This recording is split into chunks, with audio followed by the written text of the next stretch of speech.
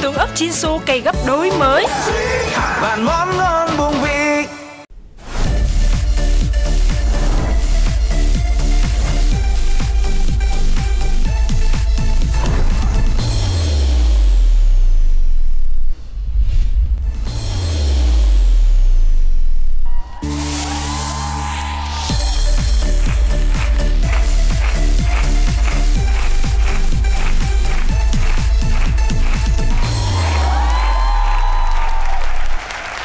Toàn thể quý vị khán giả thân yêu đang đến với chương trình Chọn Ai Đây. Và thưa quý vị, chương trình của chúng tôi do Đài Truyền hình Thành phố Hồ Chí Minh phối hợp với công ty Đông Tây Promotion thực hiện, được phát sóng vào lúc 20 giờ 30 phút tối Chủ nhật hàng tuần trên HTV7. Và cũng xin cảm ơn nhãn hiệu tương ớt Chinsu vạn món ngon buồn vị đã đồng hành cùng với chương trình. Ngày hôm nay cảm ơn quý vị khán giả tại trường quay rất là nhiều vì đã luôn là những người đồng hành với anh chị em nghệ sĩ, luôn hỗ trợ, luôn vỗ tay. Đó là cái liều thuốc quý giá nhất dành cho nghệ sĩ trên sân khấu. Cảm ơn rất là nhiều. Và ngày hôm nay chúng ta sẽ gặp gỡ những gương mặt quen thuộc của chương trình của chúng ta. Bé em thân thiết, đẹp, lộng lẫy, lung linh, Buka.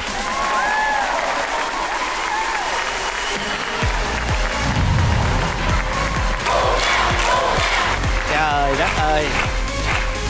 Dư rồi. 2 vòng nữa, 3 vòng dư. SD Trân Thành. Ghê chưa? Đi gói.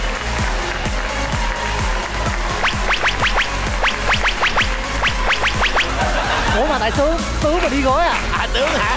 Ai biết? Và ngay sau đây là kình xếp rất phù hợp cho nhân vật SD, đó là Khả Như.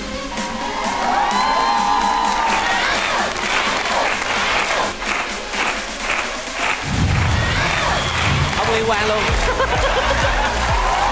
Người không liên quan tiếp theo đó chính là Harry Won.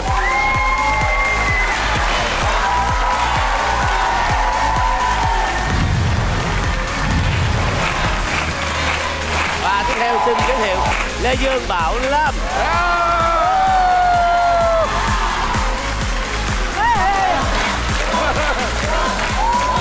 Dữ vậy trời.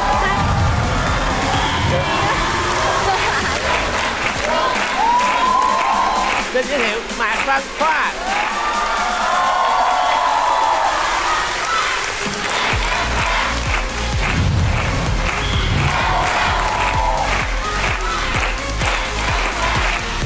Xin giới thiệu Vinh Râu.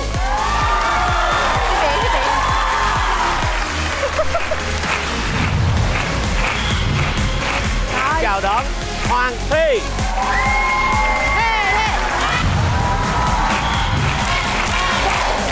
Và bây giờ là Võ Hoàng Yên.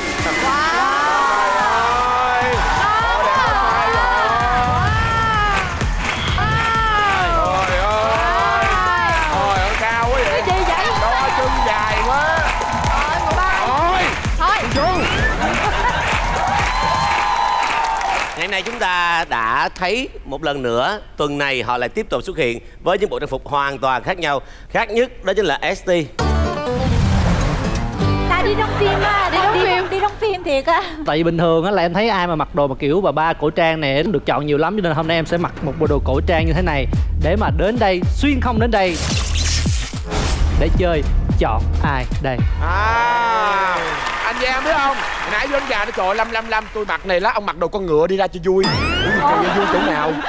Nhưng bác em làm con ngựa anh. Vui chỗ vui chỗ là bận đồ con ngựa đâu, bình thường không? Tưởng ra cái ông cởi tôi. Vui chỗ là anh cho anh cởi á. Nó cọc nha, không vui à. Bây giờ vậy, để chơi trò chơi không? Chơi luôn. Chơi nữa, chơi. Chơi à. Chơi lắm. Anh Tuần được có một lần nên chơi à. Đứa nào thua về luôn. Chơi không? Chơi không?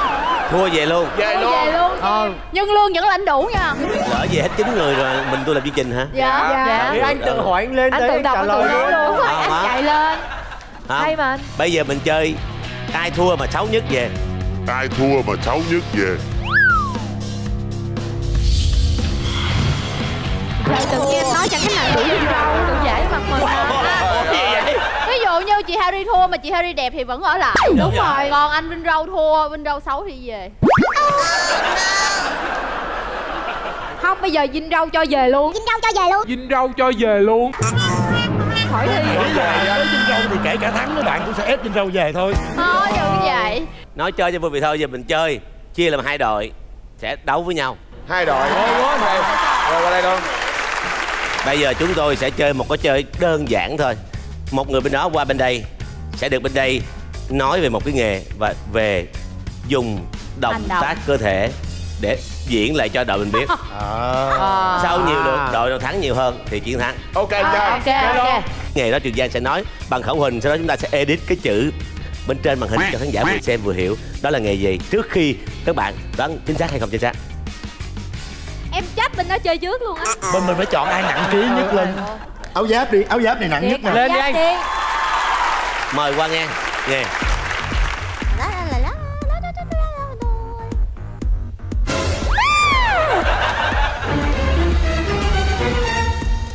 Mời biểu diễn cho đội mình đi. Rồi diễn đi anh. Bốn từ. Bác sĩ hả? Bác sĩ không có.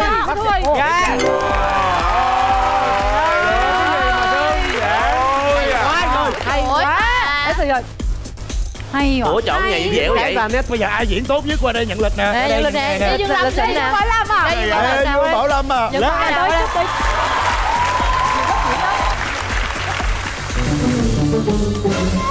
Rồi xong rồi. Nào nói cho anh biết.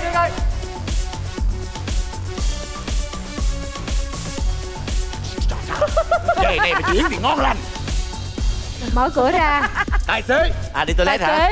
Đội nón, đầu bếp. Đội nón. Ôi làm gì vậy? Làm Ca sĩ. Nhạc giao hưởng. Thử micro. Thu âm. Karaoke. Làm âm thanh. Mấy từ ạ? 4 từ. Kỹ thuật âm thanh. Lồng tiếng. Diễn viên lồng tiếng. Hay quá. Hay quá. Mình nói hơi sai nhiều nha. Nói quá mà sai. Phải nói liên tục, sai mình nói lại đúng không? Thưa quý vị thân mến, bây giờ để trò chơi thêm khó hơn, chúng ta khi nào người ta đúng thì mình gật, người ta không đúng thì mình lắc. Trong lúc biểu diễn á chứ không được nói bao nhiêu từ. Ví dụ nói 3 từ hả thì mình gật thôi chứ không được ra dấu nha. Ra dấu. Rồi, mời người tiếp theo. Qua đây. Đây.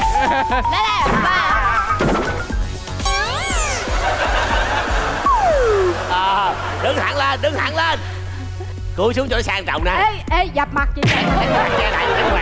Gần. Nắm vô micro. Cái gì mà cái phần đó vậy? Để cho. Cái này gì vậy? Đổi người ạ. Anh. Ủa không cần.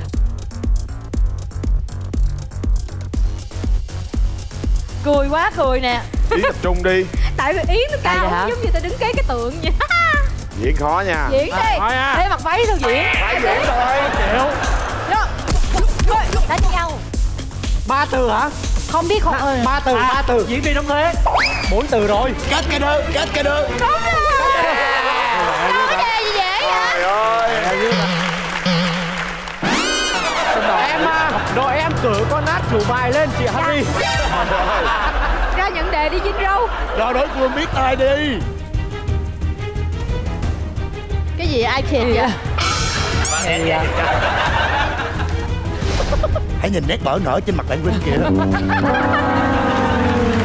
Vô. Mấy từ anh ơi, mấy từ. Không được hỏi mà. Không được. Anh có thể biểu diễn quay qua hướng rồi em không ạ? Anh đâu có diễn rồi. Không dịch viên. Không dịch viên.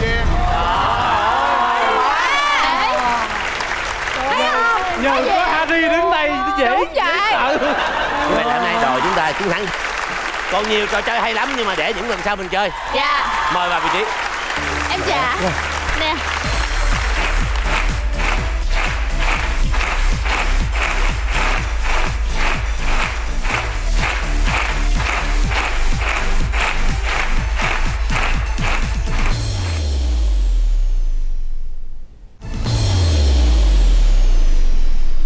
Như thường lệ là 4 vị khách mời. Dạ. Nam có, nữ có. Dạ. Cặp đầu tiên chúng ta xin chào đón Kỳ Anh và Đặng Thu Huyền.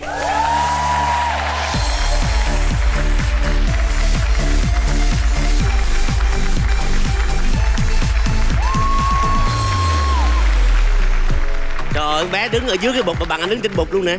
Ghê thiệt. Cao quá vậy. Bé mình tên là gì, giới thiệu đi ạ? Xin chào tất cả mọi người ạ. Em là Đặng Thu Huyền ạ. Em được mọi người biết đến với vai trò là một vận động viên bóng chuyền ạ. Em là vận động viên bóng chuyền, giờ em còn thi đấu không? Hiện tại thì em đã giải nghệ rồi ạ. Mặt dày chắc là hồi đó em đẹp nhất làng bóng chuyền quá. Dạ không ạ. Bóng chuyền thì đẹp thì cũng nhiều người đẹp. Sau khi mình giải nghệ xong thì mình có làm trong ngành thể thao nữa không? Hiện tại thì em sẽ tập trung vào trau dồi kiến thức cho bản thân là em sẽ đi học ạ. Em có bao giờ ước mơ thành một hoa hậu Việt Nam không? Tại vì anh thấy em có một vóc dáng mà cũng như là mọi thứ rất là phù hợp để trở thành một hoa hậu thì em có. Giỏi giỏi quá vậy. Quá vậy. Ê, câu đó để tôi hỏi đúng ST. Chị tướng quân. Nè bây giờ hỏi nè Huyền ơi, em cao mét bao nhiêu? Dạ em cao 1m76 ạ. Em sinh năm mấy vậy Huyền?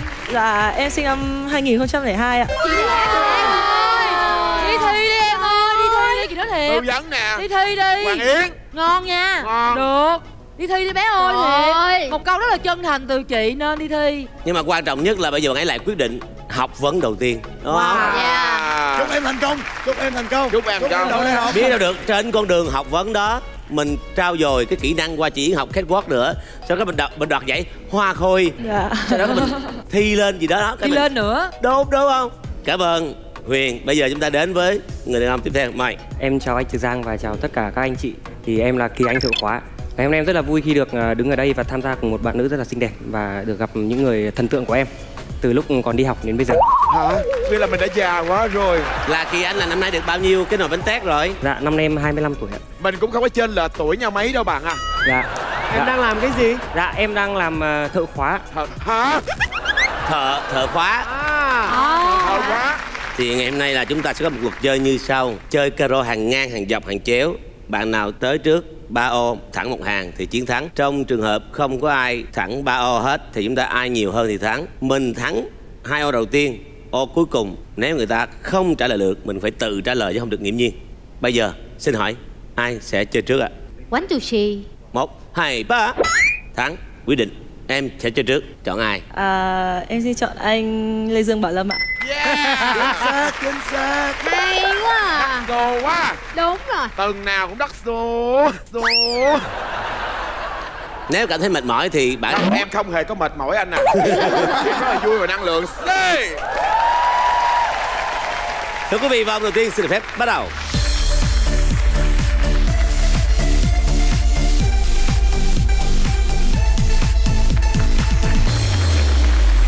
Câu này đối với Lê Dương Bảo Lâm là một câu vô cùng đơn giản. Trời ơi. Từ năm 2014 đến nay, một chú chó ở Thái Lan nổi tiếng khi giúp người chủ của mình đi bán thứ gì? Trời ơi, quá dễ. Chú chó tên là Sẹt Tùm Tủm. Chú chó tên gì? Sẹt Tùm Tủm. Sẹt Tùm Tủm. Dịch ra tiếng Việt là gì? Cái lon. Cái lon. Gì cái lon? Cái lon. Ủa mà Sẹt Tùm Tủm là 3 chữ luôn mà sao ra cái lon có 2 chữ vậy? Cái lon lủng. Cái lon lủng. Rồi. Sẹt Tùm Tủm. Cái lon lủng. Nhớ nha. Rồi bé đi bán gì ạ? Bé ở Thái Lan là có cái gì nè? Ai đi từng đi Thái Lan à? Dạ đây. Đây đi hết rồi. Đi hết luôn rồi, ai cũng đi luôn. Nếu mà chị qua Thái Lan thì sẽ có những gian hàng như thế nào? Ví dụ chúng ta bước qua Thái Lan, chúng ta đi dọc đường sẽ thấy thịt nướng à. Wow. Rất nhiều thịt nướng à. Thịt. Trái cây sắc à. Người ta rất nói là sao nhiều nè? nướng. Hello Mr. Ba bà. Là bên Thái Lan là có món gì đặc trưng à? Sâm tầm. Sâm tầm. Đúng rồi, đó chính là gỏi ba khía. Tôm khô là sâm tầm Thái, ba khía là sâm tầm Phu. Sâm tầm Thu. Đó, sâm tầm Phu đó. Có phải lẹo ma lời ba khía, 8 cẳng 2 cẳng. Ví dụ mắt như rõ gặp- ràng ba khía. Gặp cô gái đẹp đó là Sủi Ma. Sủi Ma, là ba gái khía. đẹp đó. Còn trai đẹp thì sao ạ? Sủi lơ. Sủi lơ.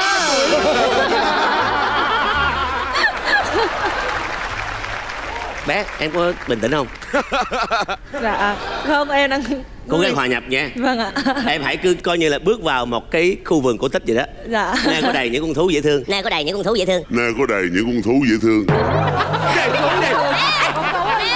Bán gì vậy? Tóm lại bán gì ạ? Bán sâm tầm. Con chó nó chiều đúng 5 giờ là nó chạy ra. Nó Trộn gỏi đu đủ. Trộn gỏi đu đủ. Nó trộn gỏi đu đủ. Nó coi má nó trộn gỏi đu đủ là nó cầm cái tờ giấy, nó cắn cái tờ giấy, nó chạy ra chỗ khách, xong rồi cắn thêm cái viết nữa. Rồi khách mà cần ăn gì là nót cái tờ giấy cái viết đó, và nó cắn tờ giấy cái viết đó chạy lên cho má nó. Má đang trộn gỏi má lấy ra ha, rồi mà trộn đưa dĩa đủ chó cầm đi. Đúng rồi, chạy qua. Đúng rồi. Thì đúng rồi. Gỏi ba khía xong thầm. Nhưng mà phải ăn cái tương ớt nha. Ở bên Thái là phải ăn cái tương ớt chín xù. Ví dụ order là kho mi lèo má lời cái đồ chín xù. Kho mi lèo má lời cái đồ chín xù. Là sao? Không, là order. Nghĩa là cho gỏi đu đủ nhưng mà nhiều chin xu. Nhiều chin xu. Không có chin xu không ăn. Đúng. Cho một cái gỏi đu đủ nhiều chin xu nói sao tiếng Thái? Kho mi lèo má lời chín xù. Cay gấp đôi. Đó là món song thầm đúng không? Song thầm cay gấp đôi. Em có tin không? Em không tin ạ. Nói tào lao sao tin được ha? Nhưng mà cái món này anh nói tào lao kệ anh nha, cái món là quan trọng nha. Em không tin là vì điều gì? Theo như em biết ở trên mạng thì em cũng có xem những cái video kiểu như vậy ạ. Thì hầu như là người chủ thì sẽ là đi bán ve chai hay là gì đấy, chứ em nghĩ không phải là gỏi đu đủ đâu ạ. Nếu em đã xem rồi thì em phải tin vào cái quyết định của mình. Vâng ạ, em quyết định chọn không tin. Vẫn còn không tin. Lựa chọn không tin là một sự lựa chọn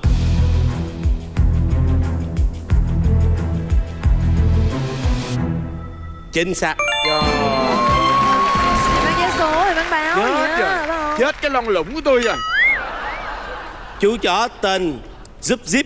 Giúp Zip nha. mà ra xẹp tum tẩm. Chứ không gọi là Phật Tư Thuẫn. Nổi tiếng mạng xã hội khi mặc trang phục làm vườn, theo chủ đi bán sầu riêng từ năm 2014 đến nay. Sầu riêng hả? Rồi. Mà từ 2014 Ồ, vậy bán ở đâu? Cái chú chó này nằm ở tỉnh chứ phải thành phố. Nó thắp hú đi. Dấu ít đầu tiên dành cho Tràng Thuy. Yeah, chúc mừng em.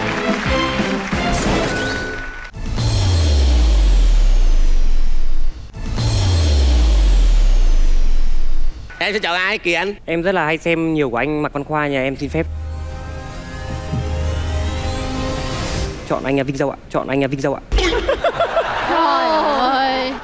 Vinh Dâu theo sách kỷ lục Guinness Thế giới tính tới hết năm 2020, một người đàn ông đã lập kỷ lục với bộ phận cơ thể nào dài 10,1 cm. 10,1 mà dài hả ta? Ủa là con tất hả? Là cỡ này. Mình sẽ dùng biện pháp loại trừ. Có những cái mà chắc chắn nếu như mà 10,1 cm nó dài như vậy là vẫn bình thường. Đúng chứ rồi. không phải là có kỷ lục. Đó, mình sẽ loại ra được những cái đó. Vấn đề nằm ở chỗ này, một người đàn ông có một kỷ lục bộ phận này dài 10 cm mà tạo được kỷ lục, có nghĩa đâu có chắc là dài nhất, cũng có thể là ngắn thường nhất. á. So với người bình thường đúng không anh? Ngắn nhất cũng không phải là kỷ lục. Bây giờ mình tính đến những bộ phận khác mà không phải những cái bộ phận mà khoảng 10 cm là bình thường. Lưỡi à? Em mạnh dạn đoán lưỡi à? Lưỡi nhiều khi sẽ dài hơn á. Đúng rồi. Nguyên cái lưỡi sẽ nhiều khi sẽ dài hơn. Nhưng mà lè ra. Cái mũi thì sao ạ? Cái lông mũi. Lông mũi dài 10, ông nuôi từ nhỏ. Chiều là ông ra ông tắt bính hiểu không? Ông ra ông đang là đúng 10. Ghê quá à. Nếu như mà có lông mũi á thì 10 đợi đến 10 cm thì nó không có đủ để lập kỷ lục đó, tại vì người ta đi nhìn ngứa mắt người ta giật rồi. Cái mũi á, cái mũi mà cũng có thể nha, tại vì nhiêu đây không là khoảng 5 cm rồi. Đó, nếu mà 10 cm thì thêm ở đây. Vậy thì đáp án cuối cùng là gì ạ?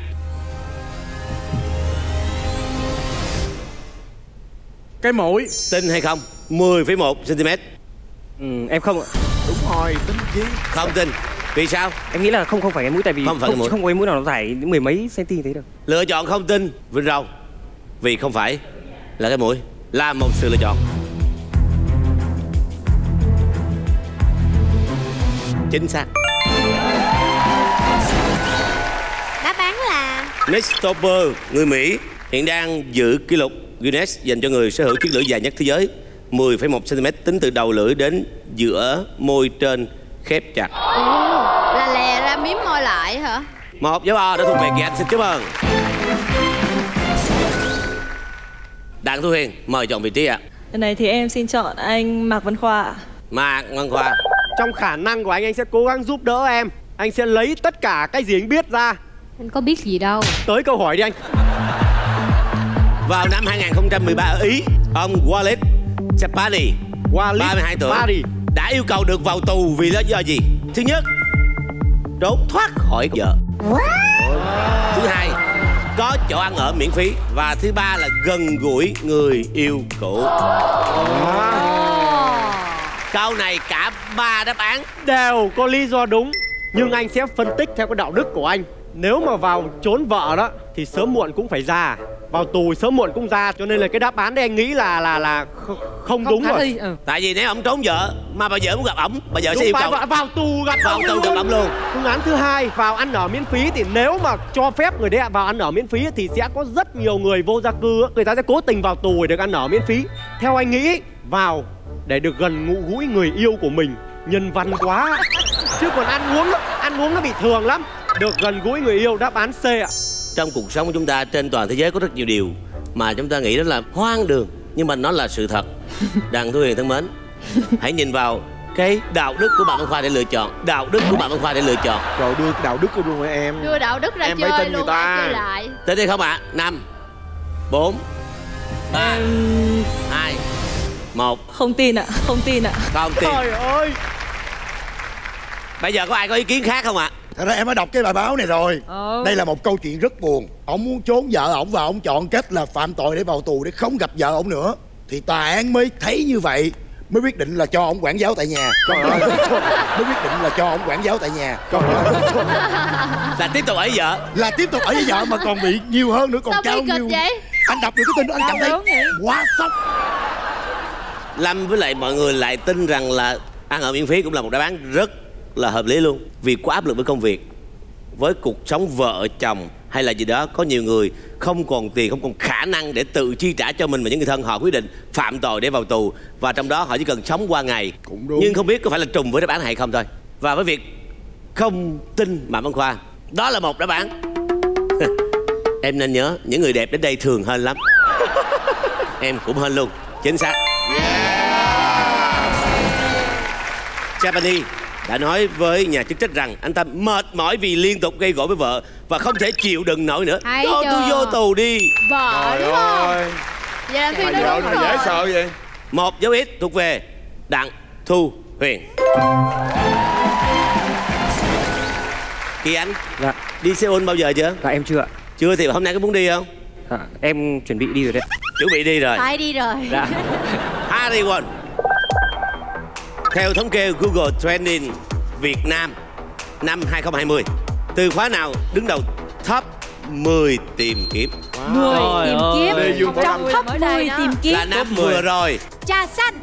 Trà xanh là 2021 rồi. 20 là Covid. Liên quan tới Covid. Nhỏ. À em biết rồi. Em biết rồi, cái này là chắc chắn. Tôi biết luôn. Không. Chin Su. Chin Su. Chin Su. Ta gõ nhiều lắm thì ăn nhiều khi người ta không biết là nêm nếm sao. Rồi ta không biết là ăn cái gì để cho nó bùng vị, cay gấp đôi. Cho ta gõ ra nó hiện cái Chin Su. Tại vì á, cái con người nào em cũng thấy có nhu cầu muốn đổi đời. Cho nên Harry nghĩ là những người mà muốn đổi đời thì ai cũng sẽ mua một cái vé số. Vé số. Em nghĩ là kết quả xổ số. Kết quả xổ số. Dạ.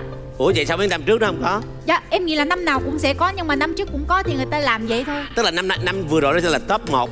Dạ. Thật ra cái này lâu lâu em cũng có dò.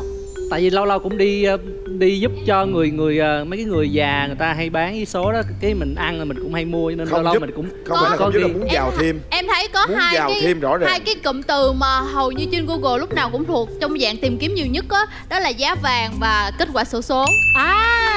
Không, tại vì bên Hàn Quốc người ta cũng là kiểm tra cái số nhiều lắm rồi, luôn với lại coi giá vàng mà em như thấy vậy, lúc nào cũng nằm từ trong khóa top. được tìm kiếm nhiều nhất Google Trending 2020 tại Việt Nam theo Harry đó chính là kiểm tra số số. Kết quả xổ số. Kết quả xổ số. Dạ.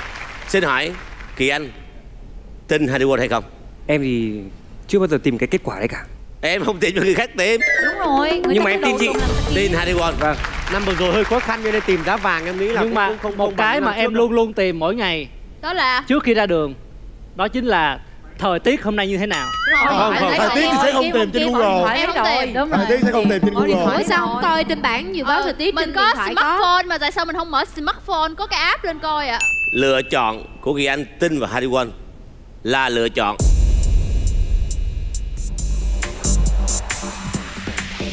không chính xác. Chúc mừng Đặng Thu Huyền, em có cơ hội để hoàn thành cuộc chơi.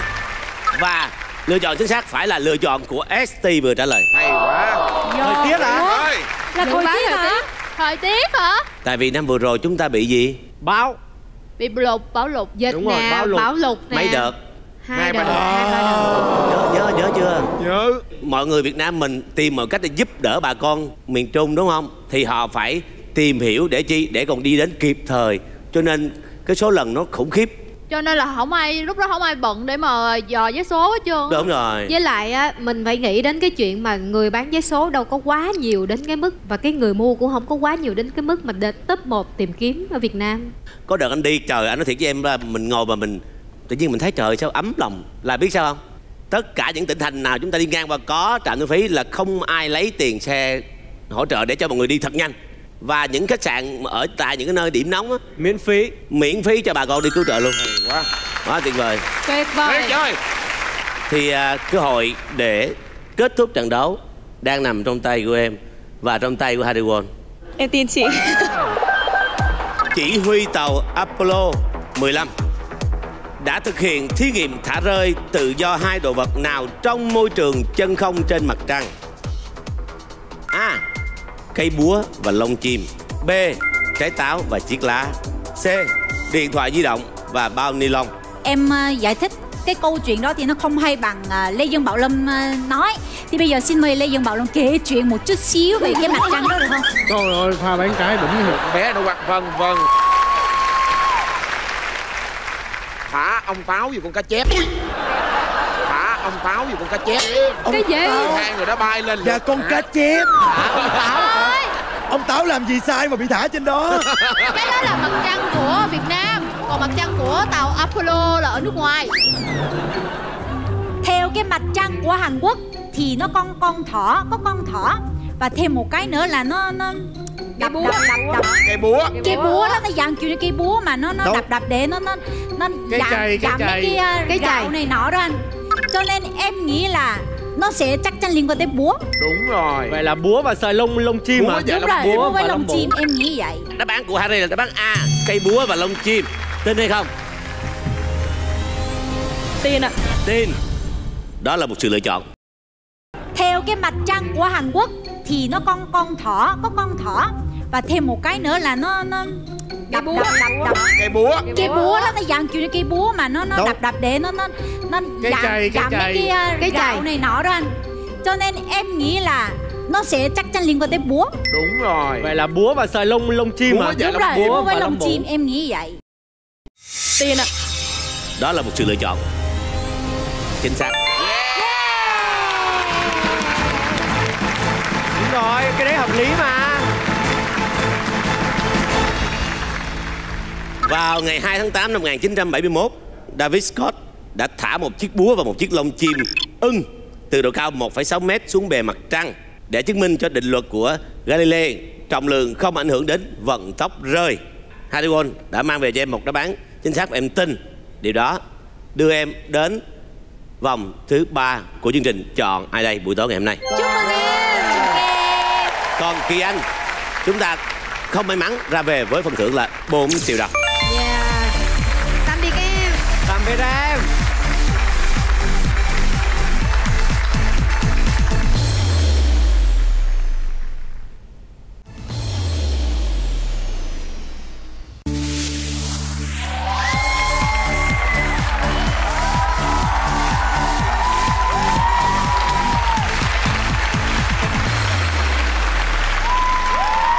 Thưa quý vị thân mến, chúng ta đang trở lại với Chọn Ai Đây.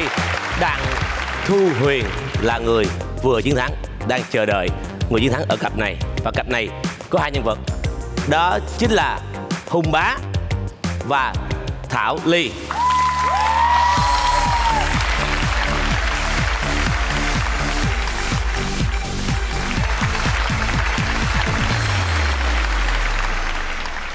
Rồi mời em giới thiệu một tí nào. Dạ, em xin tự giới thiệu với mọi người, em tên là Thảo Ly ạ. Hiện tại công việc của em đang là chủ cửa hàng shop thời trang nữ ở quận Tân Bình ạ. Rồi Hùng Bá mời bạn giới thiệu nào. Dạ vâng, xin chào tất cả mọi người ạ. Em là Hùng Bá vô tiền tệ, định giá mọi loại tiền. Em là tiền này em có định giá được hả? Vâng, cũng sơ bộ là như vậy ạ. Anh đang có tiền đình em định giá của anh được không? Giờ rối loạn tiền đình quá. Tức là em là kinh doanh ngành nghề nào? Em nói từ từ tí nào. Tức là em là kinh doanh và sưu tập tiền luôn ạ. Hôm nay thực ra là đến với chương trình em cũng chẳng có món quà gì nhiều ấy. Thì em xin phép được tặng mỗi người ở đây 10 tỷ được không ạ? Thôi, không nhiều quá. Không lấy đâu em, thôi được rồi. Nhiều quá vậy. Tiền nhiều hư lắm không được đâu. 10 tỷ nè. 10 tỷ. 10 tỷ gì vậy? Rồi em giới thiệu sơ lược về tiền này, tại sao nó 10 tỷ? Tờ này là tiền siêu lạm phát của Zimbabwe ạ. Tức là mệnh giá nó là tiền thật luôn ạ. Nó là 10 tỷ ạ. Thì em đến đây để em tặng mọi người. Nếu như cái một tờ 10 tỷ như này mà đổi ra tiền Việt Nam là nó bao nhiêu tiền? Lúc mà lạm phát cao nhất là năm 2009 là 300 tỷ mới mua được một ổ bánh mì. Trời Phật ơi. Trời ơi, vậy mua cái gì? Mì ở bên đó hay mì bên đây? Bánh mì ở đó 300 tỷ. Một tờ này? Không, tờ này mới có 10 tỷ thôi ạ. Một tờ 10 tỷ này thì bao nhiêu tiền Việt Nam hiện nay? Hiện tại đang bán là 150.000 ạ. Bán là do mình bán với giá của mình hay là mình quy đổi tiền tệ thế giới? Từ 2009 là đổi tiền rồi, nên bây giờ nó là tiền xưa rồi. Thì mình không thể quy đổi theo là cái giá trị được rồi. Không đổi tiền tệ không có một cái bảng về tiền tệ thế giới, ba tiền tệ thế giới. Đúng nữa. Rồi, chính xác. Là tiền như tiền cổ rồi gì? Đúng rồi. Em xin phép em được tặng mọi người được không ạ? Được.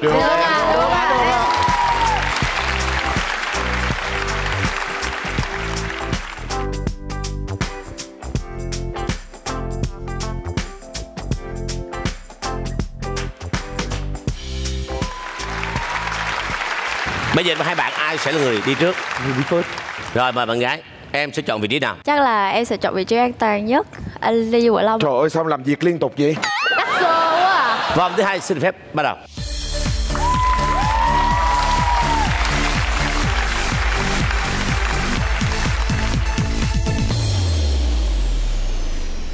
Câu hỏi dành cho Lê Duy Lâm.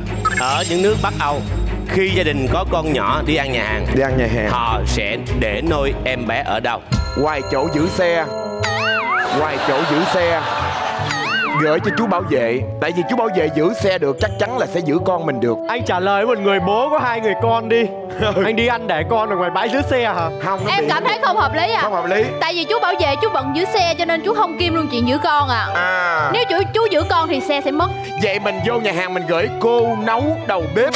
Cô mắc nấu ăn làm sao giữ con cho em? Cô Thu Ngân. Cô Thu Ngân mắc giữ tiền, thu tiền, không có giữ con cho người ta. Bỏ xuống gầm bàn. Có một cái gầm bàn. Đúng rồi, em nghĩ là khi mà mình ăn lên trên thì ở dưới một cái gầm bàn sẽ thiết kế như là một cái củi gì đó. Thả con cái củi dưới quê cái củi đó.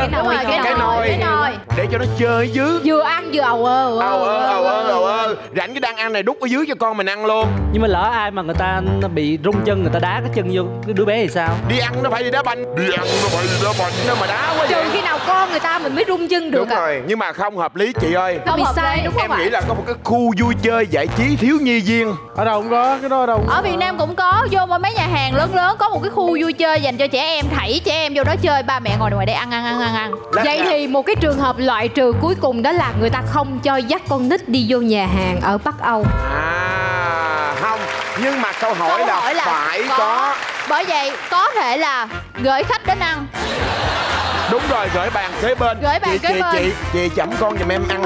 Chị cũng muốn ăn nè, con ơi. Chị còn chưa ai giữ nè em ơi. Chị ơi, chị ẩm giùm em ăn xíu được. Rồi chị ẩm giùm cho em ăn đi.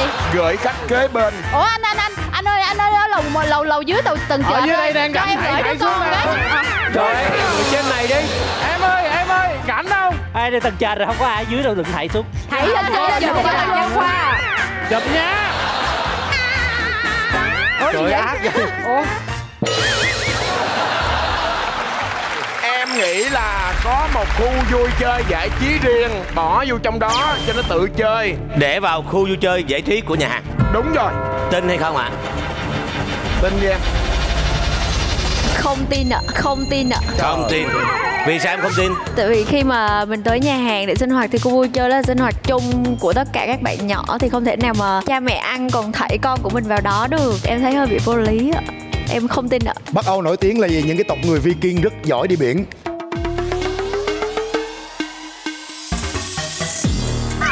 Có thể họ sẽ để cái nôi đó bên bờ sông và neo lại. Để cái nôi đó bên bờ sông và neo lại. Trời ơi, cái gì vậy? Con nít chứ phải là con gì đâu. Thiệt luôn à. Con nít chứ đâu phải rái cá đâu mà leo Nhưng mà lại. cái truyền thống của cái người dân khu vực Bắc Âu là đi biển. Tôi nghĩ là những cái đứa trẻ từ nhỏ đã được huấn luyện và đào tạo để chịu được sóng gió. Đó là câu trả lời của những người hay đi phượt. Em không chấp nhận những cái kết quả mà vô lý hùng vậy. Và bạn Ly không có đáp án riêng, nhưng mà bạn ấy không tin vào Lê Dư Bộ Lâm. Và đây là một sự lựa chọn chính xác. Chính xác. Có ai có một đáp án nào đó nó hay hơn không ạ? Em với bà Văn Khoa nói là trên bàn luôn. Để anh bàn. Ở trên bàn cái bên nó có thiết kế đẩy ra. Một cái bàn. Cái bên một cái khu vực riêng, đẩy cái bàn ra có chỗ để nôi lên đó xong. Và họ sẽ để em bé ở ngoài trời. Hả? Là chỗ bán bảo vệ đó. Vậy là gửi bán bảo vệ đúng rồi. Không, để trong cái nôi và để ngoài cửa nhà hàng á. Vậy hả trời? Đối với người Bắc Âu chẳng hạn như những người Thụy Sĩ, người ta quan niệm là để con ngủ ở ngoài trời là chuyện vô cùng bình thường. Người ta có một câu ngạn ngữ dịch ra đại loại như là không có thời tiết xấu, chỉ có quần áo tồi tàn hoặc là tệ bạc mà thôi. Và một dấu ít đã thuộc về Thảo Ly. Bây giờ Hùng Bá hãy chọn một vị trí đi ạ. Em rất là thích ăn bún đậu mắm tôm nên em quyết định chọn anh Mạc Văn Khoa. Mạc Văn Khoa. Câu hỏi dành cho Mạc Văn Khoa. Một mối quan hệ yêu đương nồng thắm có thể giúp cơ thể người giảm chỉ số gì? Mỡ. A. Huyết áp. B. Trí thông minh. Và C là tuổi thọ. Yêu nhau là tăng tuổi thọ. Tôi nghĩ là giảm trí thông minh. Ngu không? Thế yêu ngu á, yêu như quá. Yêu vô rồi ngu. Hãy để Mạc Văn Khoa trả lời ạ. Ủa bạn ấy chọn ai? Yêu là chết trong lòng một Không, gợi ý. Gợi ý bạn ấy chọn em hả? Gợi ý thôi, muốn trả lời gì tùy. Một mối quan hệ yêu đương nồng thắm là khi mà mình sẽ có sự hạnh phúc ấy thì nó sẽ tạo ra một sự hưng phấn, sự tích cực, thì không thể nào mà giảm được trí thông minh rồi. Bộ Khoa chưa bao giờ nghe cái câu hả? Cá không ăn muối cá ương. Tình yêu nồng thắm, trăm đường yêu ngu. Cá không ăn muối cá ương, tình yêu nồng thắm, trăm đường yêu ngu. Mới chế luôn hả? Câu đó ai nói vậy Bu? Em đứng trên lầu em hỏi chị đang có một tình yêu nồng thắm không ạ? Ủa em hỏi chị hả? Em đang hỏi chị đó. Thà chị không đọc câu thơ vừa rồi thì chúng tôi công nhận chị thông minh. Chị vừa mới phản bác, chị mới tự giả vô mặt chị luôn, chị bu. Vậy thì đáp án của Khoa là gì? Giảm huyết áp. Cái gì? Giảm huyết áp. Giảm huyết áp. Bị lên bộ lên tăng xong rồi sao giảm huyết áp? Ủa là sao kiểu đúng anh vậy. yêu em Hồi hộp hả? Anh yêu em đến tụt huyết áp hả? Yêu mà nghi ngờ nhau là gì á? Tình yêu nồng thắm kia vậy? Không, em thấy hợp lý. Yêu nhau mà ổn định á, thì nó sẽ hạ huyết áp. Nhưng mà yêu nhau mà cãi lộn nó sẽ làm tăng huyết áp. Nên cái này có thể đúng. Có một cái bài hát cũng liên quan tới chuyện huyết áp này là yêu nhau mấy núi cũng trèo, mấy sông cũng lội, mấy đèo cũng qua. Với những cái hành động đó thì dẫn đến cái chuyện trượt huyết áp là chuyện bình thường. Yêu nhau mấy núi cũng trèo, mấy sông cũng lội. Chính vì vậy trèo và lội nhiều quá giảm tuổi thọ.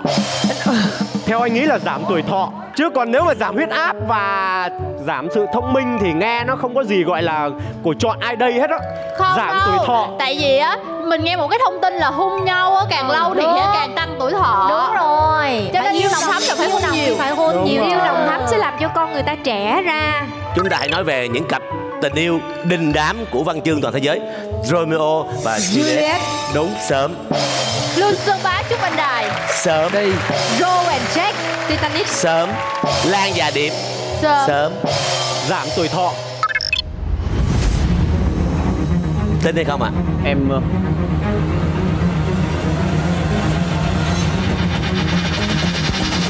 không tin. Không tin. Em nghĩ là giảm huyết áp ạ. Giảm huyết áp hả? Tức là bạn ấy không tin, bạn ấy nghĩ là giảm huyết áp và lựa chọn không tin Khoa về việc yêu nhau nồng thắm là đi giảm tuổi thọ là một sự lựa chọn không thể chính xác hơn. Là giảm huyết áp đúng không ạ? Giảm gì anh? Là không phải giảm tuổi thọ. huyết áp. Giảm huyết áp. Giảm huyết áp. Ủa vậy là mấy người bị tụt huyết áp là đang có tình yêu hả? Đây không phải, người ta nói là khi mà bên cạnh nhau á, thì cái người mà bị cao huyết áp và đang hạnh phúc á, thì huyết áp nó sẽ tụt xíu, nhưng không có nghĩa là để chữa bệnh, nó chỉ là một cái phần nhỏ trong việc bổ trợ thôi, chứ không phải nghĩa đang tụt huyết áp rồi cắm đầu vô yêu là thích. Cái kiểu giống như là về mặt tinh thần đó đúng không anh? Đúng rồi, để giảm vậy. Dạ. Như vậy là một dấu O đầu tiên dành cho Hùng Bá. Hay lắm em sáng suốt lắm. Ôi. Bây giờ là lượt của Thảo Ly, mời chọn vị trí ạ. Em xin được chọn chị Võ Hoàng Yến ạ. Võ Hoàng Yến. Trời ơi, mấy mùa mới được làm. Bây giờ được làm, bây giờ hết xô quá, bên này hốt xô hết trơn rồi. Cảm ơn em đã chọn chị. Nhà hàng Wattani Padit ở Thái Lan nổi tiếng với món bò hầm. Điểm đặc biệt nhất của món ăn này là gì? Đi Thái Lan nhiều thì em thấy là có những cái nhà hàng mà rất là thuộc, rất là gọi là phù hợp với Lê Dương Bảo Lâm. Gì vậy? Là đi vô ăn không cho nói chuyện. Là đi vô ăn không cho nói chuyện. Không cho nói chuyện. Là ông vô ăn là ông đi luôn đó. Chi đúng không? Ăn mình thì. Điểm đặc biệt của món bò hầm này là ăn bò, nhưng mà cái quán nó nằm dưới hầm. Cái quán nó nằm dưới hầm. Chứ nó phải có một cái gì đó đặc biệt chứ không thể nào mà không có bò được. Nếu mà nói ra cái bán này hợp lý không nha? Đây là quán người ta chỉ bán những con bò lưỡng tính và bán cho thế giới thứ ba ở Thái Lan để ăn. Trời ơi, bò lưỡng tính. Bò lưỡng tính hả anh? Tức là sau khi con bò nó ra, nó sinh ra rồi, người ta nuôi lớn đến một thời điểm thì người ta sẽ thiến nó đi, triệt sản. Sau đó người ta nuôi theo một cái kiểu là người ta nuôi ở hai khía cạnh. Có ngày thì lao động, có ngày thì cho làm những cái công việc nó nhẹ hơn tí. Nhưng mà đó là anh Giang nói thôi, còn đây câu trả lời của em nè. Nãy giờ hỏi thử mọi người thôi mà không ai biết hết. Thực ra cái quán này là cái quán nó có một cái nước sốt, không phải nước sốt, nước dùng nó đặc biệt, được nấu đi nấu lại trong vòng 45 năm. 45 năm. Quen vậy. 45 năm. Có nghĩa là cái nồi nó một cái nồi to vậy nè, cứ buổi sáng chiều nấu ra xong rồi đem cái nước đó cất vô tủ lạnh. Bữa sau ra bỏ thêm đồ để nấu tiếp. Rồi lấy nước cất vô tủ lạnh. Liên tục để cái nước giống như nước cất, một cái nước tinh túy vậy đó. Cho nên lý do là sao cái nhà hàng đặc biệt. Cái từ nước cất là lấy trong cái quán đó đó hả? Là nước tinh túy đem vô cất, gọi là nước cất. Anh cũng có biết một nhà hàng ở bên châu Âu 300 năm chưa tắt bếp lửa bao giờ, là người ta đốt củi liên tục vậy đó. Xong rồi tới lúc bán thì người ta để tên nướng xong thì người ta vẫn đốt củi để cái bếp vẫn cháy. Và đặc biệt là cái món heo sữa mà người ta quay giòn trong cái lò, người ta cắt bằng cái dĩa mình á, dĩa bình thường á, là cái dao, cái dĩa làm bằng dao luôn. Là có nghĩa là heo nó vừa giòn mà nó vừa mềm mới cắt được vậy. Đúng, chính xác. Ồ, vấn đề ẩm thực này nhiều thứ thì là quá. ở cái nhà hàng mà Wachabuti anh nói đó là có cái nước dùng đặc biệt được nấu đi nấu lại trong vòng 45 năm. Nấu hoài một thời gian dài. Nấu hoài, không thay. Nấu đi nấu lại nhiều lần trong vòng 45 năm. Tin hay không ạ? Tin hay không ạ? Em quyết định không tin ạ. Em không tin. Thật ra cái thông tin này là có thật. Nhưng mà không biết có phải là đặc biệt lắm em, nó rất là đặc biệt. Không phải là không biết là thật hay giả. Có thể thật, có thể giả, cũng có thể là thật nhưng mà không phải bò hầm hoặc là không phải Thái Lan. Và lựa chọn không tin Võ Hoàng Yến cho việc nồi súp hầm 45 năm. Đây, thưa quý vị thân mến, và lựa chọn của Thảo Ly. Điểm đặc biệt của món bò hầm này là ăn bò, nhưng mà cái quán nó nằm dưới hầm. Nếu mà nói ra cái bán này hợp lý không nha? Đây là quán người ta chỉ bán những con bò lưỡng tính và bán cho thế giới thứ ba ở Thái Lan để ăn. Thực ra cái quán này là cái quán nó có một cái nước dùng nó đặc biệt, được nấu đi nấu lại trong vòng 45 năm. Nhưng mà không biết có phải ở Thái Lan hay không? Đúng rồi, không biết ở Thái Lan không rồi. Em quyết định không tin ạ. Và lựa chọn của Thảo Ly.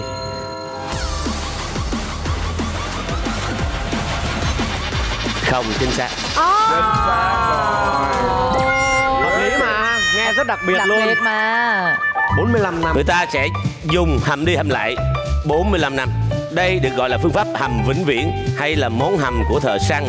Nó đã xuất hiện từ lâu trong nhiều nền văn hóa, tức là nhiều nước lắm, phải mình Thái Lan, với niềm tin rằng hâm càng kỹ thì nước dùng càng đậm vị và thơm ngon khó tả. Một dấu O dành cho Hùng Bá. Bây giờ rất đơn giản, nếu chính xác ở vị trí Hoàng Phi, mình sẽ chiến thắng. Cố lên. Bạn mới cho tiền tôi rồi, giờ tôi cho tiền bạn lại, ok? Còn nếu mình không chính xác ở vị trí Hoàng Phi thì ở vị trí Vinh Râu mình chỉ cần chính xác là mình sẽ thắng. Tại Thụy Sĩ, khi sống ở khu tập thể, sau 10 giờ đêm người ta không được phép làm gì? Karaoke. Là ở Việt Nam ạ. Người ta sẽ không cho cái gì ta? Nhậu hả? Sẽ không cho livestream. Sẽ không cho livestream. Thôi, chết luôn á trời. Không, ở Thụy Sĩ mà anh chứ đâu có gì. Thụy Sĩ, ở Thụy Sĩ. Chết à? Thật ra Thụy Sĩ nó nổi tiếng ở một chỗ là đây là một cái đất nước rất là uy tín. Nó có một cái luật là sau 10 giờ, khi ở trong khu tập thể sau 10 giờ bạn không được hứa cái gì hết á.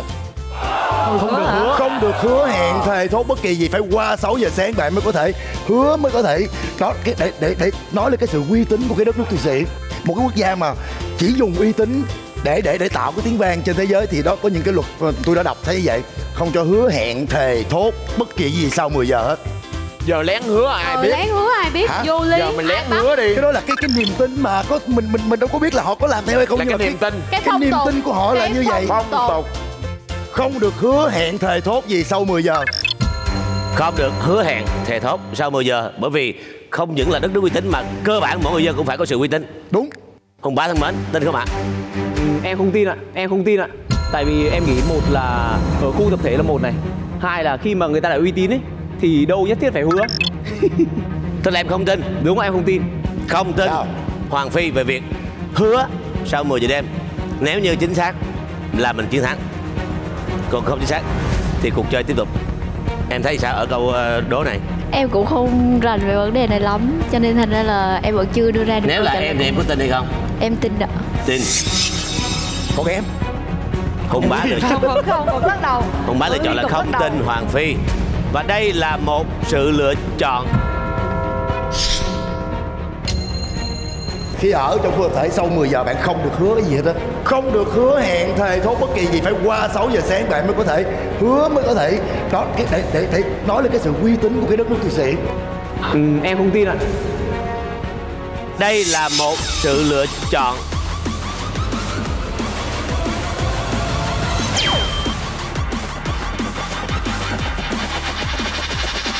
Chính xác. Yeah.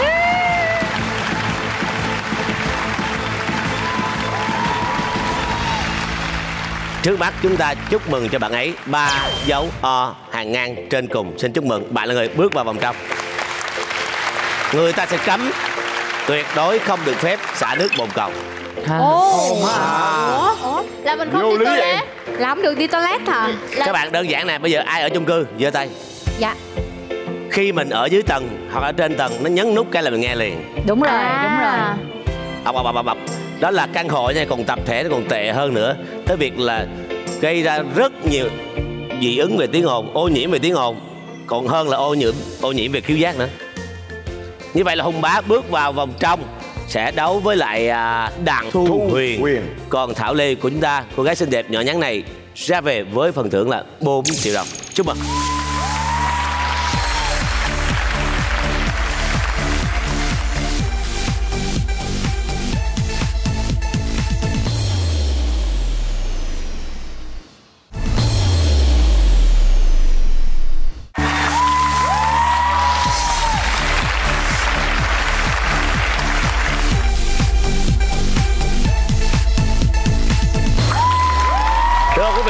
Đây là vòng thứ 3.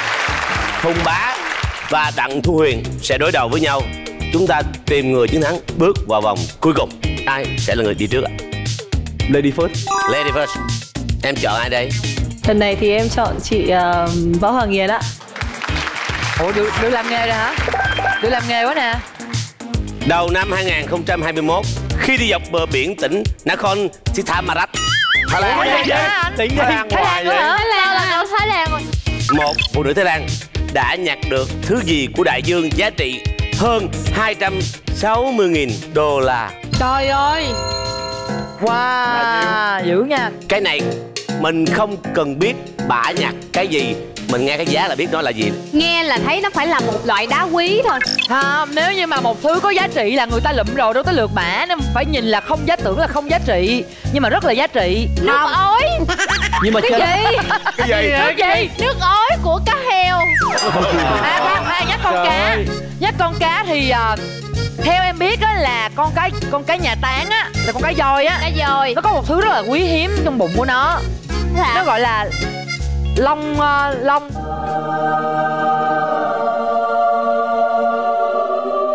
Long đảo. Long Nhật. Long Diên Hương. Long Diên Hương. Long Diên Hương rất là đặc biệt. Đồ quý á. Long Diên Hương nằm ở cái vị trí nào của cá? Cái bộ tiêu hóa. Cái đó thì để làm gì chị? Nó sẽ tiết ra để mà giống như là nó bảo vệ cái bao tử của nó khỏi những cái thứ mà sắc nhọn hay là những thứ mà nó ăn vô cơ thể không có tiêu được á. Khi mà nó chết đi cái đó nó sẽ còn lại. Ủa vậy ta bắt cá làm sao? Ví dụ ta biết cái trong con cá nó có cái đồ quý, rồi ta đánh bắt ta lấy cái cục đó thôi làm sao? Chắc cá dầu dễ bắt à. Không, cái đó thật sự đọc báo thì cái đó có đó. Nói chung là cái đó là một thứ rất là giá trị. Nhưng mà cái viên nó ra làm sao? Long viên hương nó phải cái viên bự như vậy nè, nó trong bao tử á. Nó giống như cái mề á. Thấy cái liền luôn, chưa có thấy. Chưa thấy hả? Đáp án cuối cùng là long viên hương của con cái nhà táng. Đặng Thu Huyền. Tin không? Em tin ạ. Tin.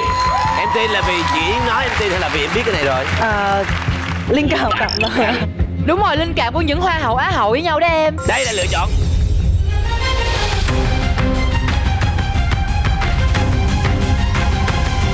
Chính xác. Hay vậy.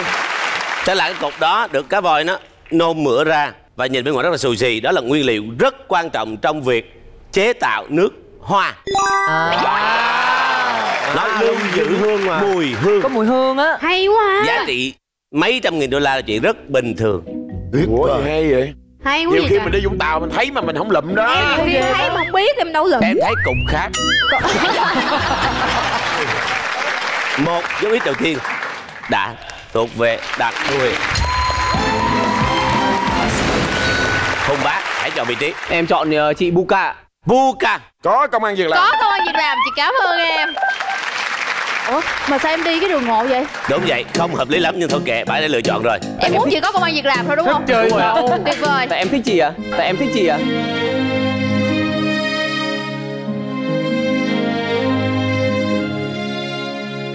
Em thích chị à? Trong MV Nghề Buka rồi, nghề Buka rồi. MV là đúng rồi. MV Em muốn MV của ai? của ai cũng được, của ai cũng nằm trong lòng bàn tay của em. Trong MV của ca sĩ Thái Lan Sonabit Chunathon. Sonabit Chunathon. Sonabit Chunathon. Tiêu em rồi cưng Nữ ơi. ca sĩ đứng ngay đầu đường nổi tiếng của Bangkok. Đó là đường gì? Hoặc lẻo. Đường Phật khi cô lẹo. Thật khi có lẹo. Xin lỗi cho đổi câu hỏi ạ. Đổi liền lập tức. Trong MV Nàng Thơ của ca sĩ Hoàng Dũng, khi cả hai ở cầu thang gỗ thì nhân vật nam đã làm gì? Dô cô gái. Đổi nữa không ạ? Nhân vật nam đã nhổ tóc bạc cho nhân vật nữ. Vô lý. Mọi người có nghe cái bài là Còn thương rắn mọc cho hè. Dạ đúng. Lộn MV. Lộn MV. Thật ra chị giỡn thôi chứ em coi MV này chưa? Em cũng hơi xem rồi đấy chị. Coi rồi thì nói luôn đi chứ. Chị là Nguyễn Kiều Cẩm Thơ. Nhưng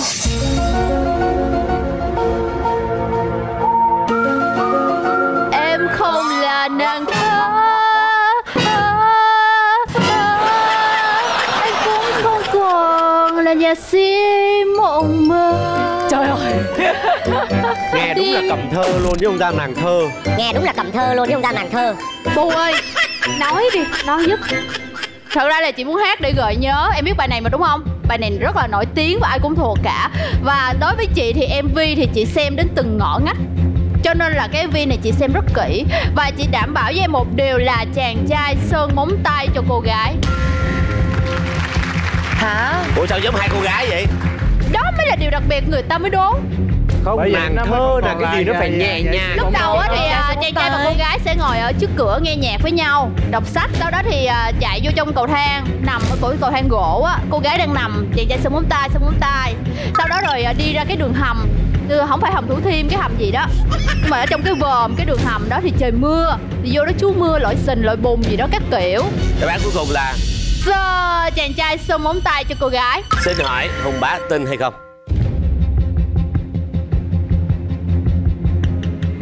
Em tin ạ. Wow. Mù quáng. Coi rồi.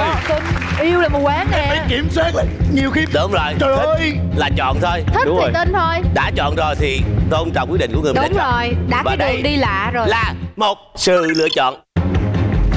Đối với chị thì MV thì chị xem đến từng ngõ ngách. Và chị đảm bảo với em một điều là chàng trai sơn móng tay cho cô gái. Em tin ạ. Wow. Và đây là một sự lựa chọn chính xác.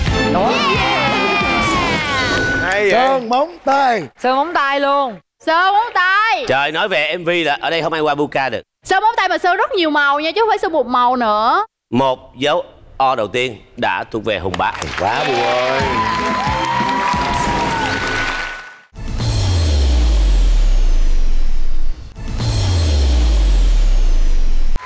Bây giờ hãy chọn một cái vị trí thông minh nha bé.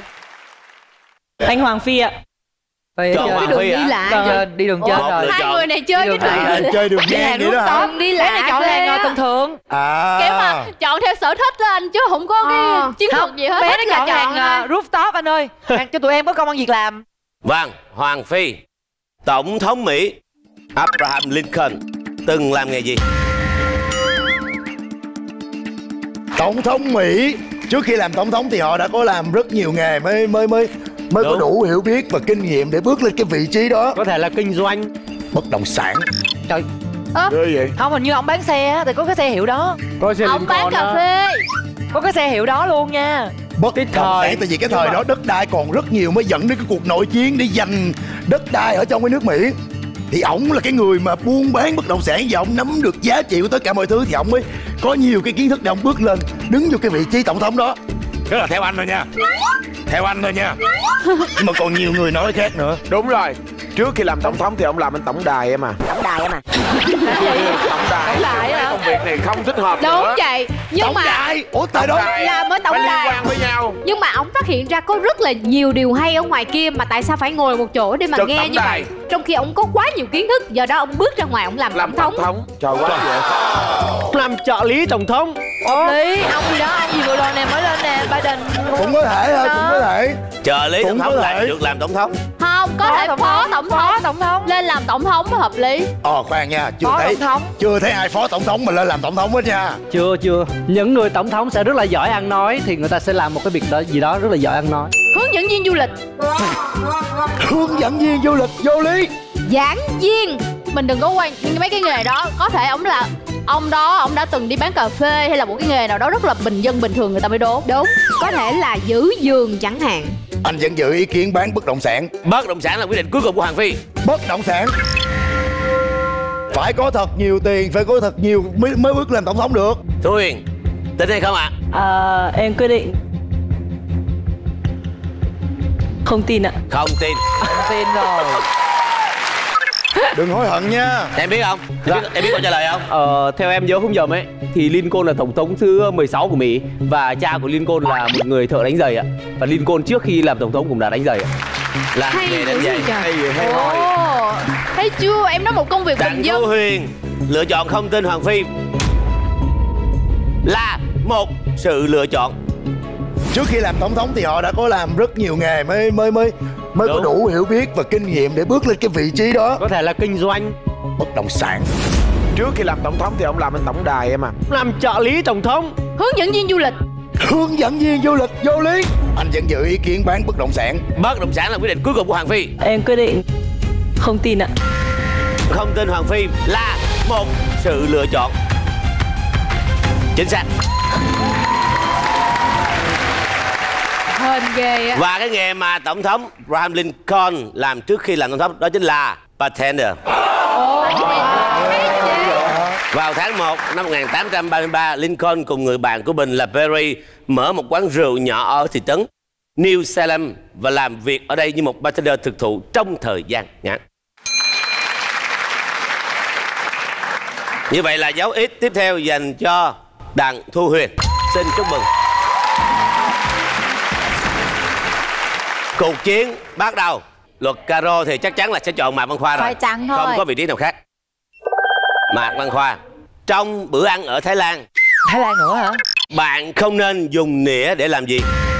Chảy đầu ạ. Xỉa răng. Không ai dùng nĩa để chảy đầu. Đừng ở Thái Lan, ở Thái Nguyên. Em đang nói là những cái gì mà dùng cái dĩa đó. Em đang phân tích trong một bữa ăn người ta không nên dùng cái dĩa để làm cái gì. Thứ nhất, chảy đầu. Thứ hai, xỉa răng. Thứ ba, ngoáy lỗ tai. Ngoáy cho lủng cái bằng nhĩ hay gì? Không, đấy là những cái mà mình không được làm mà. Nhưng mà cái đó nó thường quá. Có một cái này nó không hề thường này, là dùng cái đó để đưa thức ăn vào trong miệng của mình ăn. Vậy thì cái đó ở bên Thái Lan sẽ có tác dụng gì? Thì cắm đồ cái gì á hả? Gãi cắm vô. Để trang trí. Trời ơi. Trả lời vậy. Không à, em thấy vô lý à. Ai mà tin. Suy nghĩ theo hướng là không được dùng cái nĩa đó để chỉ vào mặt đối phương khi đang ăn. Giống như bình thường mình cầm cái đũa, mình cầm cái muỗng mình sẽ nói chuyện, thì cái nĩa đó không có được. Em nghĩ là ở Thái Lan người ta sẽ không dùng nĩa để ăn súp. Hả? Rất khó để mà ăn súp bằng cái nĩa. Thái Lan là cả thế giới vậy. Không dùng nĩa để đưa thức ăn vào miệng. Xin hỏi tin hay không? Hùng Bá. Em không tin ạ. Không tin ạ. Không tin. Trời ơi em ơi, em đang cái ở nĩa chương trình tạo ra chọn để đưa ai thức đây ăn vào miệng mà đúng không? Đúng rồi. Tức là sau khi mình cắt thì mình ấn cái nĩa xuống để đưa thức ăn vào. Đó, rồi cái nĩa để dọc, để ngang là báo hiệu là mình ăn đã hết. Muốn người ta dọn bàn hay không dọn bàn, dọn dĩa, đúng không? Em đang ở chương trình chọn ai đây? Vâng, đó là một sự lựa chọn. Trong bữa ăn ở Thái Lan, bạn không nên dùng nĩa để làm gì? Chải đầu ạ. Xỉa răng. Xỉa răng. Cái đó nó thường quá. Có một cái này nó không hề thường này, là dùng cái đó để đưa thức ăn vào trong miệng của mình ăn. Em không tin ạ. Đó là một sự lựa chọn.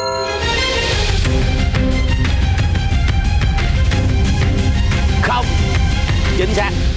Oh my god. Trời ơi em ơi. Chị nói đúng rồi. Chứ còn chỉ vào mặt nhau rồi làm cái kia thì nó là bình thường. Không được dùng cái đó để đưa thức ăn vào miệng, trừ những món nào mà bắt buộc phải xài tới cái đấy thôi. Wow. Không biết luôn.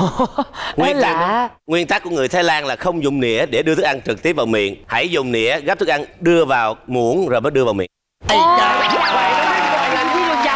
Đặng Thu Huyền sẽ có một cơ hội trả lời ngay vị trí Mạc Văn Khoa để mang về chiến thắng cho mình. Cố lên. Đặng Thu Huyền thân mến, đây là câu hỏi dành cho bạn. Khó à? Thở dài Khó quá hay dạ. dễ à? Khó hay là dễ anh? Ngày 23 tháng 1 năm 2020, vận động viên người Đan Mạch Stig Severinsen lập kỷ lục Guinness Thế giới khi thực hiện hành động gì dưới biển? Trời ơi. Em biết hả? Biết. Kỷ lục thế giới hả? Chỉ có lặng thôi. Thật sự thì đây là một cái sự tình cờ ạ. Bởi vì là khi mà em với lại em đi lặn chung em gặp ổng hả? Dạ không. Nói chung là với lại người yêu em á, với vợ em ấy thì nói chung là cũng ít hôn. Bởi vì vậy là mỗi một lần hôn thì em tìm hiểu rất là kỹ. Và em có lên mạng em tìm hiểu về cách hôn, kiểu hôn, thời gian hôn, để làm sao cho vợ em hôn em có một cảm giác nó mệt mỏi, thoải mái nhất. Anh mệt mỏi. Thoải mái. Bởi vì là cái mặt và cái môi em là thuộc cái típ là nhìn vào sẽ bị sợ hôn, cho nên là mình phải tạo một cái không gian, phải một cái nét rất là kỹ.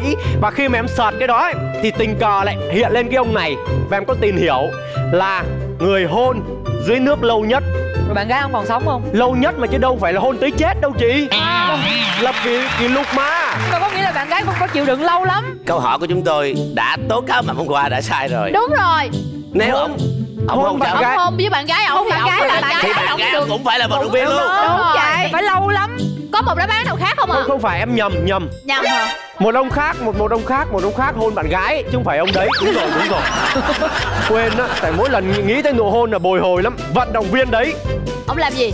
Ông ấy là thợ lặn, nếu ông lặn dưới nước thì đơn giản quá. Vật lộn với cá mập. Là ông chơi với con cá mập. Ông là vận động viên chứ đâu phải là vận động kinh. Vận động kinh đâu mà đi xuống dưới đó chơi với cá mập.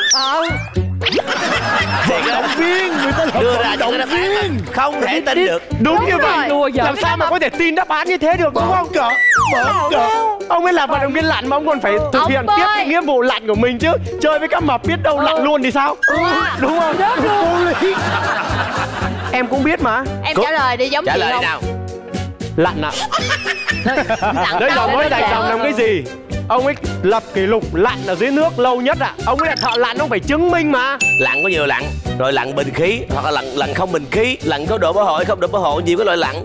Chúng ta sẽ cho một cái đáp án nó cụ thể hơn để hỗ trợ người chơi ở đây chứ. Mời ST cho ý kiến nè. Không biết câu này nhưng mà em nghĩ rằng là nếu mà kỷ lục thì sẽ là lặn sâu nhất, tại vì ở dưới áp suất của biển á, thì mình càng xuống sâu thì cái cơ thể mình sẽ không chịu được cái áp suất đó, cho nên là nếu mà tạo được một cái kỷ lục thì em nghĩ là phải là lặn sâu xuống. Thì lặn sâu có hỗ trợ hay không hỗ trợ? Không. Có hỗ trợ bình oxy. Hỗ trợ cái gì em? Bình oxy. Hỗ trợ bình oxy. Đó là lựa chọn của ST. Khoa chọn đáp án. Lặn có sự hỗ trợ sâu nhất. Lặn sâu nhất có sự hỗ trợ của không khí. Đúng. Em có tin hay không? Em tin ạ. Tin, có bình khí và tin. Tin chứ anh. Là một sự lựa chọn. Ông ấy lập kỷ lục lặn ở dưới nước lâu nhất ạ. Ông ấy là thợ lặn, ông phải chứng minh mà. Nếu mà kỷ lục thì sẽ là lặn sâu nhất, tại vì ở dưới áp suất của biển á, thì mình càng xuống sâu thì cái cơ thể mình sẽ không chịu được cái áp suất đó, cho nên là nếu mà tạo được một cái kỷ lục thì em nghĩ là phải là lặn sâu xuống. Thì lặn sâu có hỗ trợ hay không hỗ trợ? Không. Có hỗ trợ bình oxy. Hỗ trợ cái gì em? Bình oxy. Hỗ trợ bình oxy. Đó là lựa chọn của ST. Khoa chọn đáp án. Lặn có sự hỗ trợ. Em tin ạ.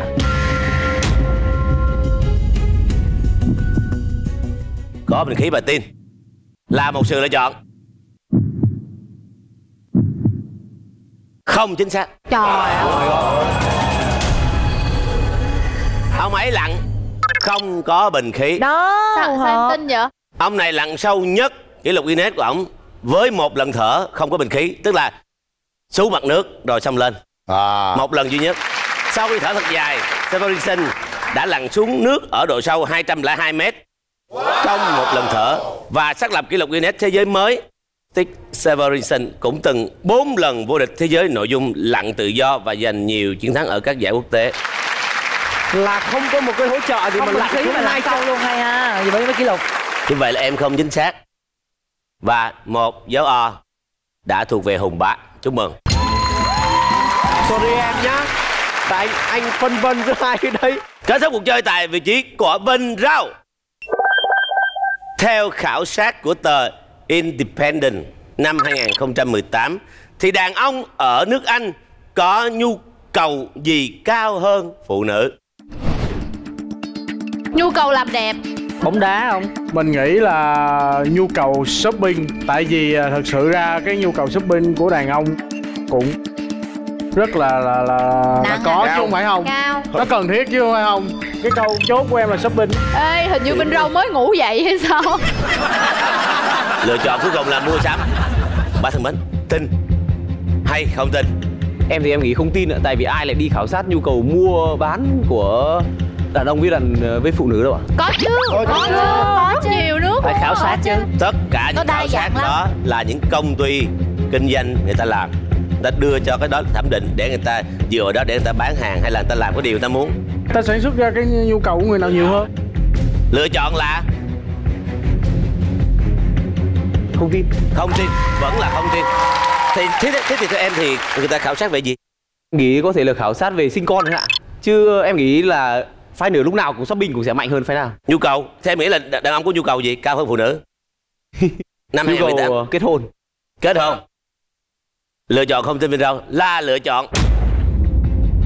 Mình nghĩ là nhu cầu shopping. Thật sự ra cái nhu cầu shopping của đàn ông là có chứ không phải không? Cao. Nó cần thiết chứ không phải không? Cái câu chốt của em là shopping. Ai lại đi khảo sát nhu cầu mua bán của đàn ông với phụ nữ đâu ạ? Có chứ. Có nhiều nước. Phải khảo sát chứ. Không tin. Không tin, vẫn là không tin. Lựa chọn không tin Vinh Râu là lựa chọn.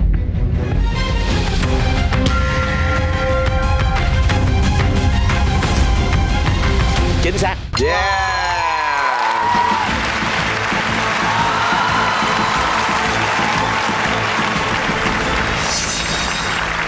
Ai biết đáp án ạ?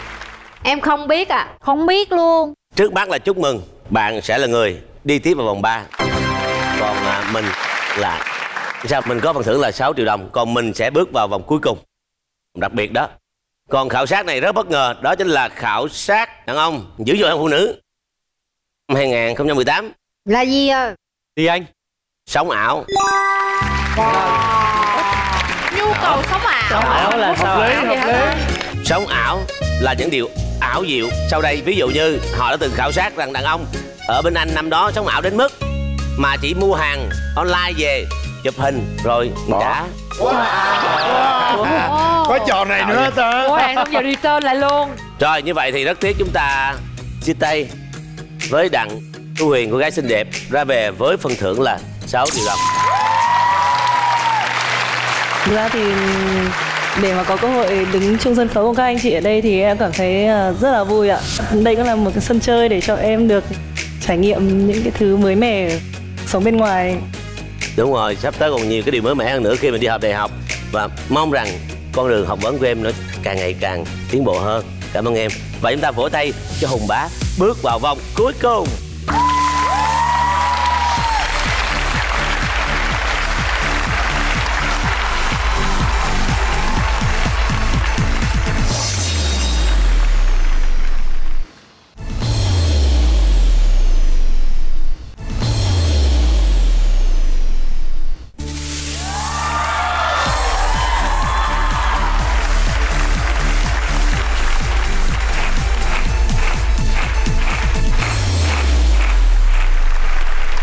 Các nghệ sĩ của chúng tôi mỗi người, thưa quý vị, là đang có một phong bì có giá tiền thưởng là 1 triệu, 3 triệu, 4 triệu hoặc là 10 triệu đồng giá trị cao nhất. Nhiệm vụ của Hùng Bá là chọn một người, sau đó trả lời nếu chính xác thì mang về giá trị tiền thưởng hiện đang có là 8 triệu cộng thêm số tiền tương ứng trong phong bì của nghệ sĩ mà mình đã chọn.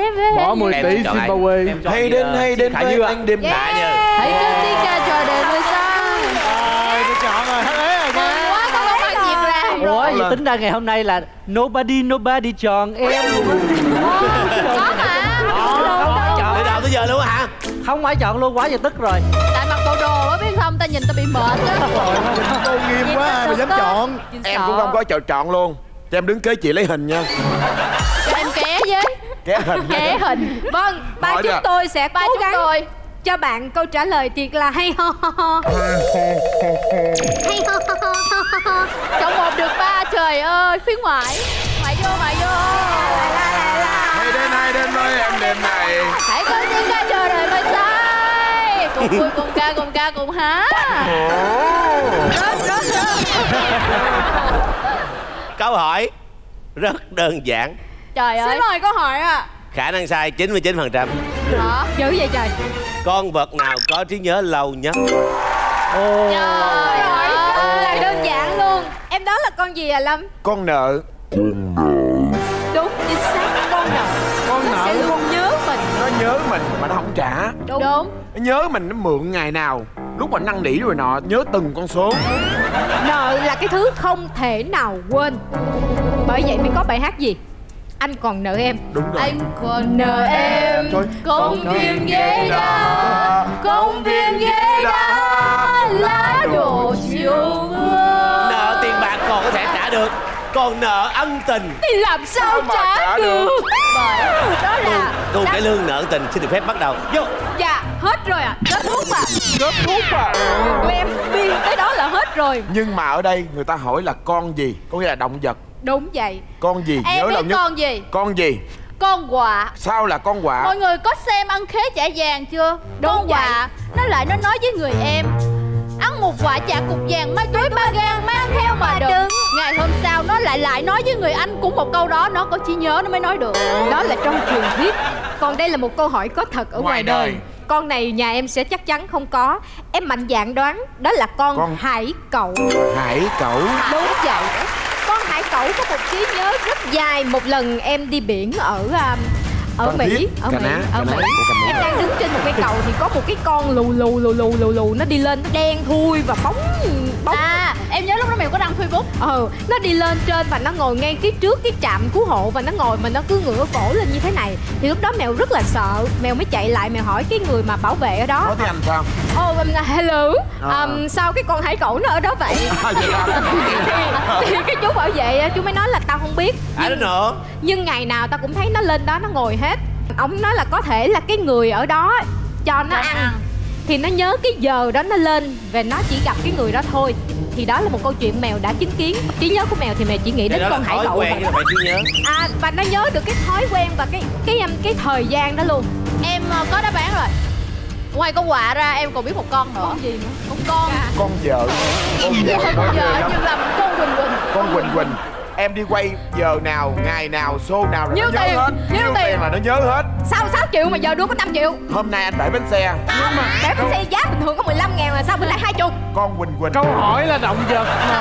Đúng rồi, sao anh đưa? Trời ơi. Không, em biết câu gì à? Con cái voi nó thông minh nó mới có trí nhớ. Nó có não giống như mình. Nó có bán cầu não trái và bán cầu não phải, cho nên nó mới có trí nhớ. Mời Khả Như đưa đáp án cuối cùng. Em chọn con hải cẩu. Hải cẩu là đáp án cuối cùng Khả Như. Hùng Bá tin hay không ạ? Em tin ạ. Tin. Dạ vậy mà chỉ vì có hải cẩu ở bên Mỹ mà em đã tin Khả Như. Và cùng có chuyện vụng về và bảo vệ em vẫn tin Khả Như. Đúng vì rồi. sao lại tin? Hải cẩu nó cũng phải di chuyển, tại vì nó sống gần như là ở các cái vùng nước lạnh ấy ạ. Nó cũng phải di chuyển ấy ạ. Và đến một thời gian nhất định nó cũng phải quay về cái chỗ mà nó sinh ra ấy ạ. Để làm nó là di cư đúng không? Vâng, đúng, dạng như vậy. Lựa chọn tin Khả Như. Đáp án là hải cẩu là một sự lựa chọn.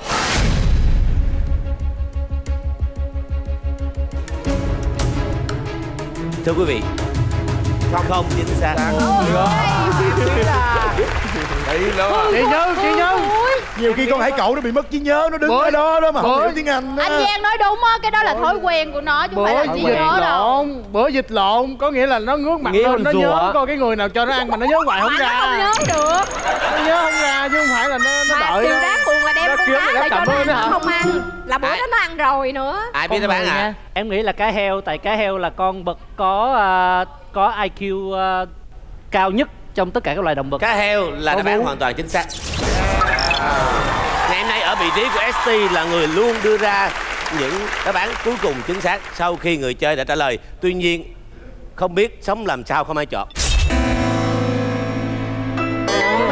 Rồi lố lăng nằm hồ lên. Mọi người nha, bộ đồ 10 kg à. Không biết ai hành em mà em mặc bộ đồ 10 kg à. Tuần sau mặc một áo sơ mi đóng thùng, nam sinh áo trắng có người chọn liền. Nhớ nha. Đáp án là cá heo. Các nhà nghiên cứu đã đem chú cá heo Bailey cách ly khỏi cô bạn gái Alice trong khoảng thời gian hơn 20 năm. Nhưng Bailey vẫn nhận ra tín hiệu của Alice sau khi các nhà khoa học truyền lại những tín hiệu đó qua loa phóng thanh. Hay vậy trời. Chúng ta không mang được giải thưởng của Khả Như, chỉ mang được giải thưởng mà từ đầu chương trình mình giữ được là 8 triệu đồng. Chúng ta cùng biết Khả Như mang về bao nhiêu tiền. Mời tất cả mọi người luôn. 10 triệu sẽ được biết đang nằm ở đâu. 10 triệu ở bên đâu? Khả Như 1 triệu đồng. Không sao cả. Không sao cả, chỉ thêm được 1 triệu đó chính xác thôi. Vậy là cũng vui rồi. Cảm ơn tất cả các anh chị đã hỗ trợ cho Hùng Bá hết mình.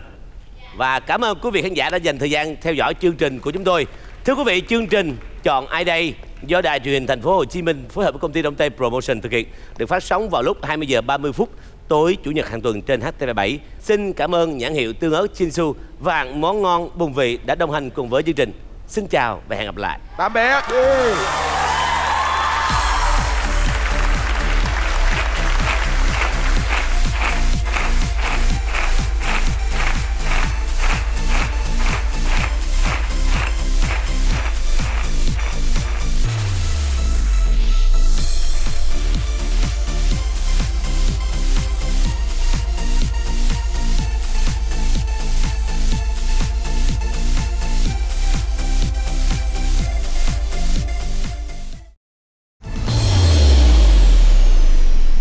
Cầu thủ là người gốc Togo là Emmanuel Adebayor.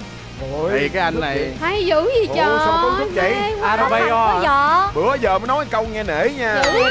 Cái bữa là cười vô mặt không? uy tín chưa? Uy tín chưa? Hồi xưa thì em đã từng rất yêu mèo, còn giờ thì em ghét mèo rồi. Tại sao vậy? Tại sao à? Ông không có quan tâm tới vợ nữa. Trời ơi. Chỉ có quan tâm tới gia đình mèo thôi.